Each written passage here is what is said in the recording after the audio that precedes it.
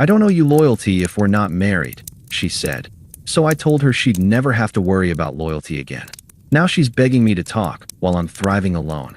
Hey viewers, before we move on to the video, please make sure to subscribe to the channel and hit the like button if you want to see more stories like this. Thanks. When I look back now, I can pinpoint the exact moment things started to shift, the moment I should have known who Sabrina really was. We'd been together for almost 3 years. I was 29, she was 28, and we were at that stage where people start asking about rings, mortgages, and timelines. We weren't perfect, but we were steady. I thought that counted for something. Sabrina was beautiful, warm brown hair, loud laugh, sharp confidence. The kind of person who could walk into a room and immediately dominate it. She worked in marketing, which made sense. She loved being seen, loved attention, loved the idea that everyone wanted her. I was the opposite.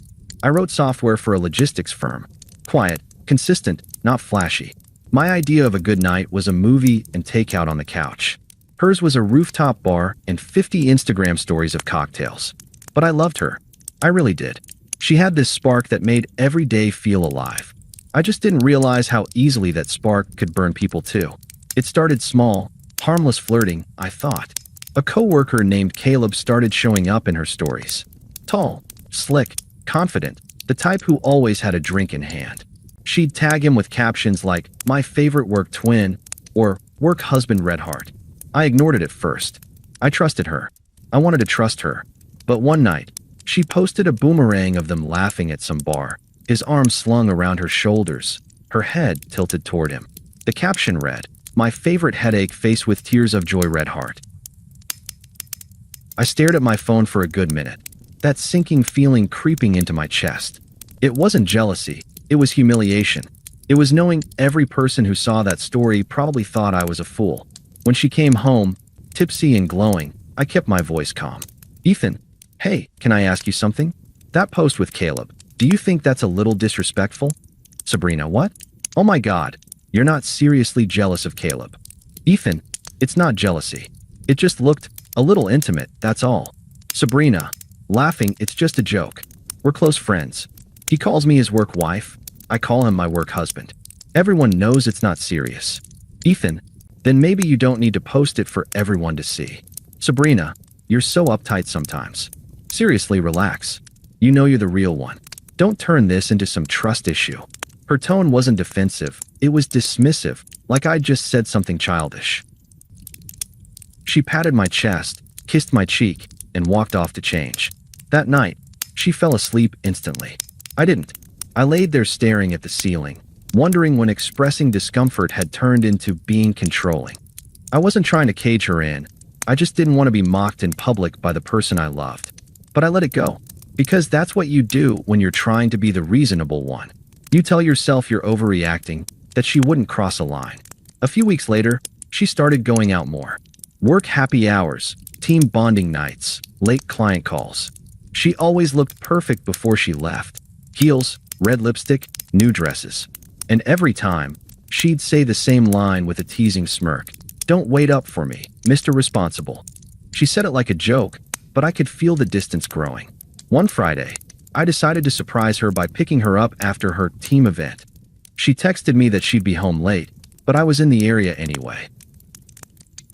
When I parked outside the restaurant, I saw her through the window.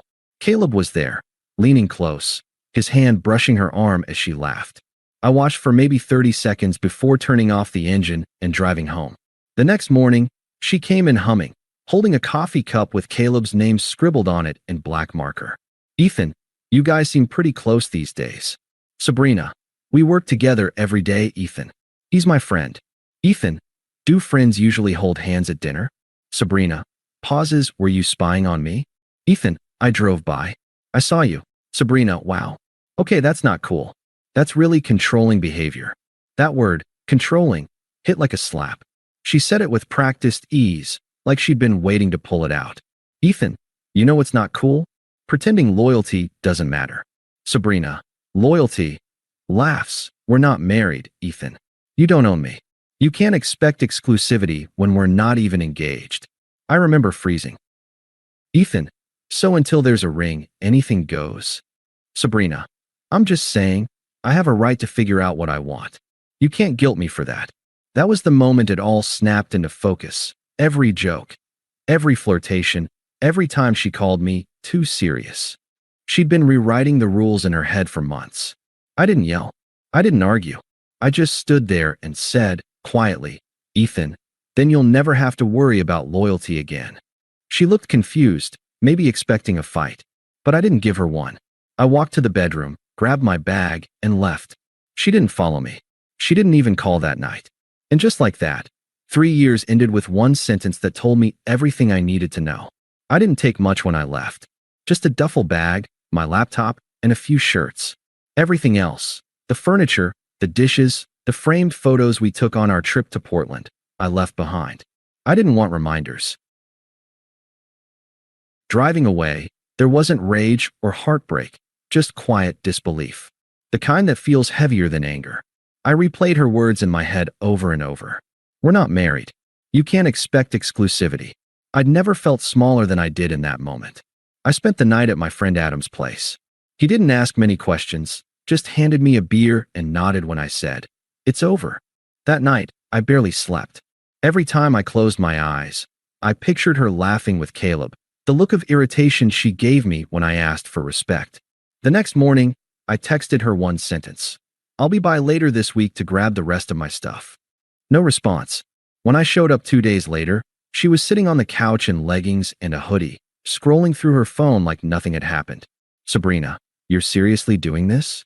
"Ethan, yeah. I'm not sticking around for someone who thinks loyalty is optional." "Sabrina, God, you're being dramatic. I didn't cheat. We were just figuring things out." "Ethan, you were figuring things out with someone else while I was paying half your rent." "Sabrina, so what? You think that means I owe you my life?" "Ethan, no.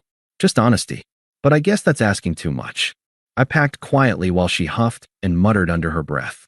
The whole time, she kept making snide comments, like she wanted to provoke me.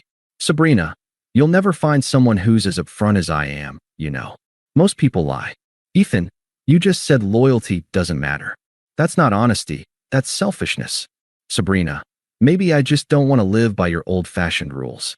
That was her final line before I left for good. Old-fashioned rules. It's funny, that phrase used to make me feel guilty, like I was out of touch. But as I stood there looking at the person who'd just justified betrayal, I realized that what she called old-fashioned was actually just basic respect. I didn't bother saying goodbye. I closed the door and drove off, feeling lighter with every mile. The next few weeks were quiet, too quiet. I went to work, went to the gym, tried to fill the hours. Every now and then, I'd reach for my phone, half expecting a message from her. There was nothing. She didn't call, didn't text. She just vanished. I guess she thought I'd come crawling back once I'd cooled down. Instead, I started cleaning my life out, unsubscribing from the noise. I stopped checking her socials, deleted our photos, blocked her number.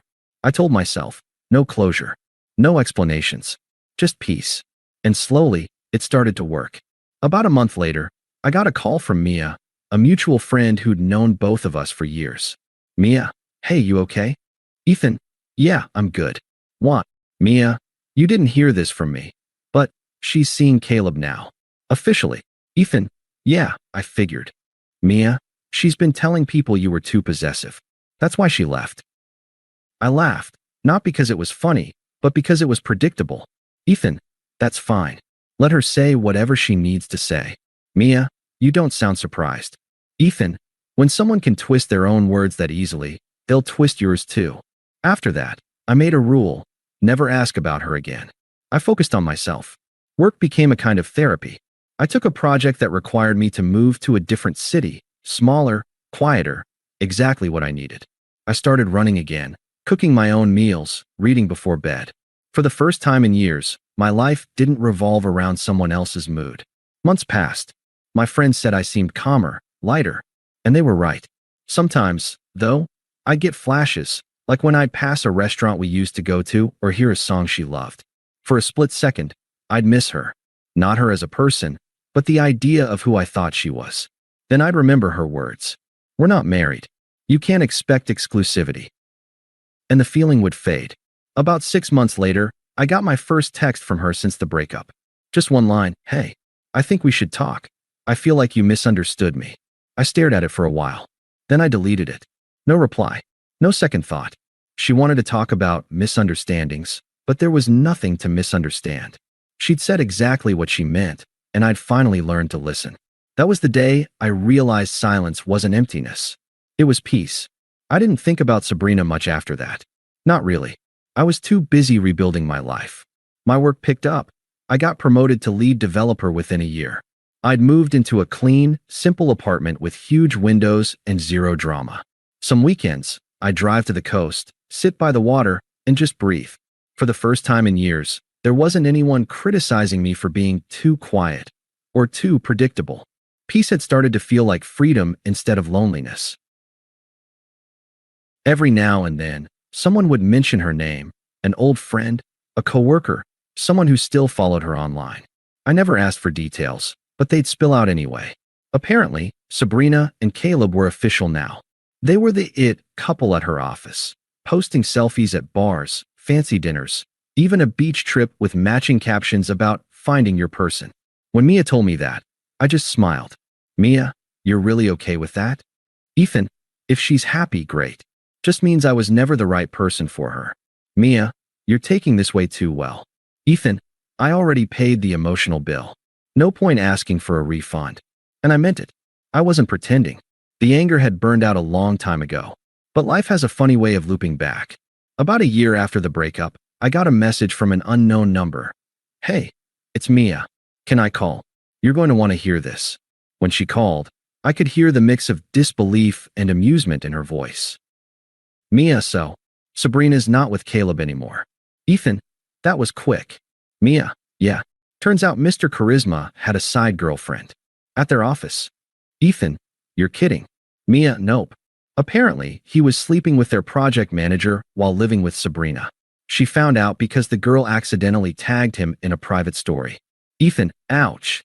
"Mia, the best part? When she confronted him, he told her the same thing she told you." "Ethan, what?" "Mia, that they weren't married. So technically he didn't know her loyalty." I didn't laugh out loud, but I smiled. There it was, poetic justice. Mia continued. "Mia, she had a full meltdown at work. HR had to step in. Caleb's been reassigned. Everyone knows what happened." "Ethan, that's rough." "Mia, you're seriously not even a little happy about this?" "Ethan, let's just say she finally met someone who speaks her language. For the first time, I genuinely felt nothing. No spite, no satisfaction, just closure." Months went by, and I started noticing small signs of her unraveling online. Her posts shifted from glamorous dinner shots to vague, melancholic quotes about self-love and healing. Then, out of nowhere, she posted a photo of a ring with the caption, "New Beginnings." I learned later that she'd actually married Caleb after all, apparently trying to prove to everyone that what they had was real love, that I'd been the problem. It didn't last. 6 months into their marriage, he cheated again, this time publicly. Screenshots of his texts with another woman made their way through her office. I heard through friends that she tried to save face by pretending they were working through it, but eventually he left. He cleaned out their joint account, took her car, and disappeared. When Mia told me that, I just said, "Ethan, that's unfortunate." "Mia, that's it." "Ethan, that's all I've got." But later that night, when I was sitting alone at my desk, I couldn't help but think about how circular life can be. She'd mocked me for being too safe, for believing loyalty mattered, and she ended up learning that lesson from someone who had none. Meanwhile, my world was growing bigger. I'd been mentoring new developers at work, and one of them, a kid fresh out of college, told me, "You're the calmest guy I've ever met." I laughed, because 2 years earlier I'd been anything but. Peace changes people. Around that time, I started traveling again, small trips, solo hikes, weekends out of town. I didn't post about it, didn't announce anything. I just lived quietly, fully. And that's when the second text came. Same number as before, the one I'd deleted months earlier. "Hey, I know I messed up. I just wanted you to know I'm not with Caleb anymore. Things were complicated." I read it twice and put my phone down. I didn't block her this time, not because I wanted to talk, but because I wanted her to sit with the silence. 2 days later, another message popped up. "You were right about him. I should have listened. No reply. That was the moment I realized she wasn't reaching out for closure. She was reaching out because I represented something stable, something she'd destroyed and couldn't rebuild. And I wasn't about to become her emotional safety net. So I left her on read again. No anger, no satisfaction, just peace. Because when someone shows you that loyalty means nothing to them, the kindest thing you can do, for both of you, is disappear. By the time another year passed, Sabrina had become a ghost in my life.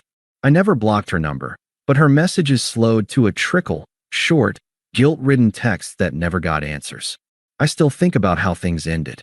You didn't deserve how I treated you. I just wish you'd let me explain. There was never an explanation I needed. She'd made her choice, and I'd made mine.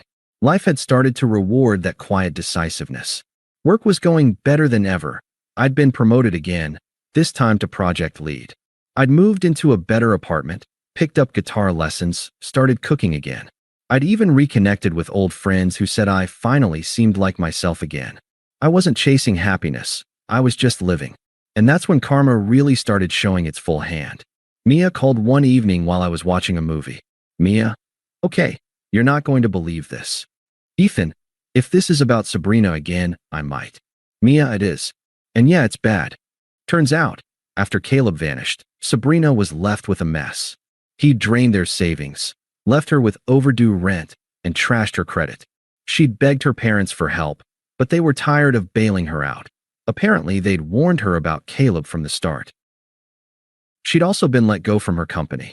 Office gossip had spread so badly that she couldn't stay, and her boss had encouraged her to resign quietly. Mia, she's back living with her parents now, working part-time at some local marketing firm. Ethan, that's rough. Mia, you know what's crazy? She keeps telling people you were the only guy who actually cared about her. I didn't respond to that. What was I supposed to say? That she was finally telling the truth? Weeks later, the inevitable happened. She showed up in person. I was walking home from the coffee shop on a rainy Sunday when I saw a familiar car parked outside my building. She stepped out before I could react. Hair shorter now, eyes tired, makeup barely hiding the exhaustion. Sabrina. Ethan, hey. She said it softly, like she was afraid her voice might break. Ethan, Sabrina. Sabrina, can we talk? Just 5 minutes. It had been over 2 years since we'd last spoken face to face. For a moment, I considered saying no, but something in her expression stopped me. Not hope, not anger, just defeat. We stood under the awning as rain poured around us. Sabrina, I know I don't deserve this, but I needed to see you. I've been trying to get my life back together, and I just keep thinking about you. About what I threw away. Ethan, you didn't throw it away, Sabrina. You traded it. Sabrina, I know. God, I know. And it wasn't worth it. Caleb, he was everything I thought I wanted, but he didn't care about me. He never did. She was trembling slightly. Not from the cold, from guilt. Ethan, you told me once I was too predictable, too safe. Sabrina, I was stupid. I wanted excitement. I thought love was supposed to be chaos. But you made things easy. You made me feel calm, and I mistook that for boredom. For a long moment, neither of us spoke. The sound of the rain filled the silence. Sabrina, I don't expect you to forgive me. I wanted to say I'm sorry. For lying. For betraying you. For everything. There was a time when I would have given anything to hear those words. But standing there, I realized how little they mattered now. Ethan, I appreciate that. Really. But I don't hate you, Sabrina. I just stopped needing you to matter. She flinched, not because I said it cruelly, but because it was honest. Sabrina, is there any chance we could try again? Not right now, but maybe someday. Ethan, no. Her eyes glossed with tears. Sabrina, I figured you'd say that. Ethan, you deserve peace too. But I can't be part of your healing. That's yours to do. She nodded slowly, wiping her eyes. Then she whispered, Sabrina, you really did love me, didn't you? Ethan, yeah. And that's why I had to let you go. She stood there for a while, like she wanted to say something else, but couldn't find the words. Finally, she turned and walked back to her car. The door closed, the engine started, and she drove off without looking back. I never saw her again. But I did get one final message that night. Thank you for not hating me. I hope you're happy. I typed a reply, then deleted it. Some stories don't need an ending. They just need to stop. That was the night I realized peace isn't something you find after pain. It's what's left when you stop trying to make sense of it. A year later, I stopped thinking about Sabrina altogether. That's how I knew I'd truly moved on. Not because I'd replaced her, or gotten revenge, or blocked her on every app, but because she simply didn't cross my mind anymore. Life had become quiet in the best possible way. I'd left my old firm and started my own small design consultancy. It was risky at first, but word of mouth grew fast, and within months, I was working with 3 major clients, all through referrals. It felt like a clean slate in every sense. I bought a small townhouse, started running on weekends, and joined a few charity projects around town. I was even mentoring younger designers, something I'd never thought I'd have the patience for. When people say success is the best revenge, they're half right. Success didn't feel like revenge. It felt like peace earned the hard way. Then, in the spring, Karma decided to circle back for a curtain call. My company was sponsoring a local professional networking gala, open bar, live music, industry people everywhere. I wasn't even planning to go, but one of my team members convinced me. Jamie, come on, boss, you're the reason we're even invited. You can't skip it. Ethan, fine. But if it's all small talk and fake smiles, I'm leaving early. I went. It was one of those big hotel ballroom events. Polished, predictable, buzzing with self-importance. I was halfway through a conversation about branding strategy when I heard my name. Ethan. I turned. And there she was. Sabrina. She looked different. Not in a bad way, just real. No layers of glamour. No carefully curated confidence. Her hair was darker, shorter. The spark she used to fake so easily wasn't there anymore. Ethan. Sabrina. Sabrina. Wow, I didn't think I'd see you here. Ethan. Same. For a second, neither of us knew what to say. Then she smiled, nervous but trying to hold composure. Sabrina, you look good. Successful. Everyone here seems to know you. Ethan, I've been keeping busy. Sabrina, yeah, I've heard. You started your own firm, right? That's amazing. Her voice cracked slightly on amazing. Ethan, thanks. Things are going well. Sabrina, that's really good to hear. The silence between us was heavier than before. Not angry, just final. Sabrina, I'm actually doing contract work now. It's been rough since. Well, you probably heard. Ethan, I heard some things. Sabrina, yeah, Caleb really messed me up. He cheated, too. Multiple times. Took money from me, lied about everything. It's like I got punished for being stupid. I didn't say anything. There was no satisfaction in it, just inevitability. Sabrina, I've been trying to get my career back on track. But no one takes me seriously anymore. The people I thought were my friends, they just disappeared. She looked at me then, eyes glassy. Sabrina, you must think I deserve all of it. Ethan, I don't think about it at all. That hit harder than anything else I could have said. She blinked, visibly thrown off balance. Sabrina, I've tried to move on too. But nothing feels right. Every relationship since you has been chaos. It's like I'm paying for what I did to you. Ethan, that's not my business anymore, Sabrina. You made choices, and you're living with them, same as I did. We all end up where our habits take us. Sabrina, you sound so calm. Like none of it ever mattered. Ethan, it mattered. Once. But pain stops being relevant when you grow past it. She swallowed hard, looking down. Around us, people were laughing, networking, moving on with their night. The contrast was brutal. She looked frozen in time while the world spun forward. Sabrina, can I just say one thing? Ethan, go ahead. Sabrina, you were the only person who ever wanted to build something real with me.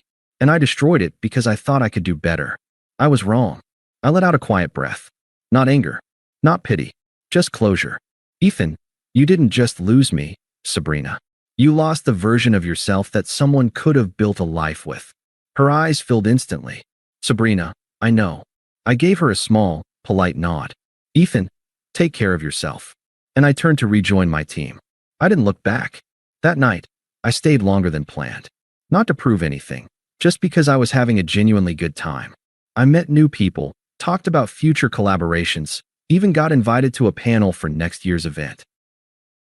As I was leaving, Jamie grinned at me. Jamie, man, you were killing it out there. Everyone's talking about your firm. Ethan, that's the goal. Jamie, who was that woman you talked to earlier? She looked like she'd seen a ghost. Ethan, just someone from the past.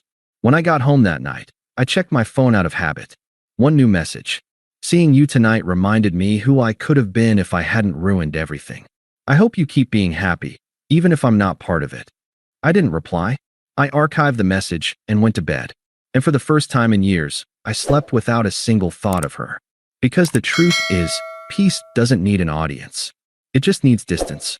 Thanks for watching.